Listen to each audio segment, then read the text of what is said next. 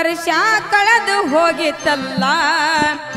ನಿನ್ನ ಹೊಟ್ಟಿಲೆ 4 ಮಕ್ಕಳು ಜನಸಿ ಬಂದವಲ್ಲ ಮದುವೆಯಾದ ಮೇಲೆ 4 ವರ್ಷ ಕಳೆದು ಹೋಗಿತ್ತಲ್ಲ ನಿನ್ನ ಹೊಟ್ಟಿಲೆ 4 ಮಕ್ಕಳು ಜನಸಿ ಬಂದರಲ್ಲ ಮದುವೆ ಆದ ಮೇಲೆ 5-6 ವರ್ಷ ಕಳೆದು ಹೋಗಿತ್ತಲ್ಲ ನಿನ್ನ ಹೊಟ್ಟಿಲೆ 4 ಮಕ್ಕಳು ಜನಸಿ ಬಂದವಲ್ಲ ಮದುವೆಯಾದ ಮೇಲೆ 4 ವರ್ಷ ಕಳೆದು ಹೋಗಿತ್ತಲ್ಲ ನಿನ್ನ